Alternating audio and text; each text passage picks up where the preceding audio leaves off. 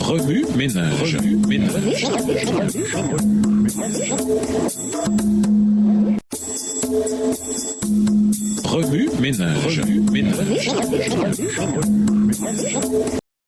Bienvenue à notre émission Remue ménage. Nous voilà la leçon de lundi, interpréter l'influence démoralisante de l'idolâtrie. L'histoire d'Israël révèle à quel point Dieu prend au sérieux le péché d'idolâtrie. Les Israélites irritèrent ainsi le Seigneur par ce péché spécifique. Juge 2, verset 12. Attirant sur eux les jugements divins. Pourquoi l'idolâtrie est-elle si odieuse à Dieu? Après avoir quitté l'Égypte, les Israélites rendirent un culte à Dieu au pied du mont Sinaï. Les premières paroles que Dieu leur adressa concernaient l'adoration et la divinité. Exode 20, les versets 1 à 5. Les deux premiers commandements interdisent explicitement l'idolâtrie. Lorsque Dieu donna ces commandements, il les formula délibérément dans un langage relationnel et souligna l'impact considérable de la désobéissance. En effet, je suis le Seigneur ton Dieu, un Dieu exigeant. Si quelqu'un est en tort à mon égard, j'interviens contre lui et ses descendants jusqu'à la 3e ou la 4e génération. Exode 20, les versets 5 et 6. Lorsque Dieu parle de jalousie et de jugement, il exprime deux principes. Premièrement, il veut nos cœurs tout entiers. Tout ce qui ne découle pas d'une consécration entière et imprégnée d'amour est inacceptable, car cela montre que nous ne reconnaissons pas son autorité. Nos choix ont un coût. Notre adoration d'autres dieux n'affecte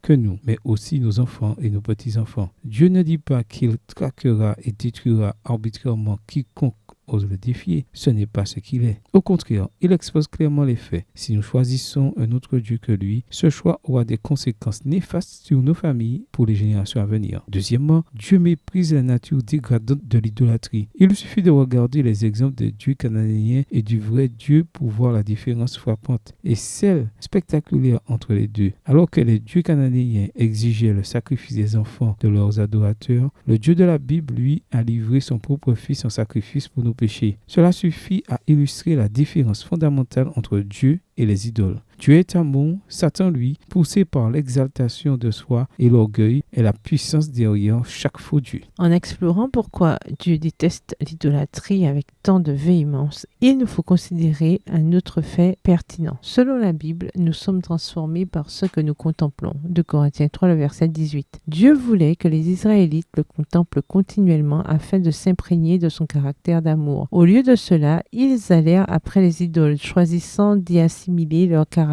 Cela entraîna l'égoïsme, le meurtre et la brutalité. La question que nous devons nous poser est donc la suivante. Y a-t-il des idoles dans nos vies? Oui, ménage, après avoir regardé votre texte écrit à noter, quels éclairages particuliers vos notes semblent-elles indiquer de l'ensemble? Quelles questions émergent après l'étude de ce passage? Quelle partie trouvez-vous difficile? Quels autres principes et conclusions découvrez-vous? L'idolâtrie peut prendre de nombreuses formes. Quelles choses peuvent facilement devenir des idoles dans votre vie? Au revoir. Et à demain si Dieu veut.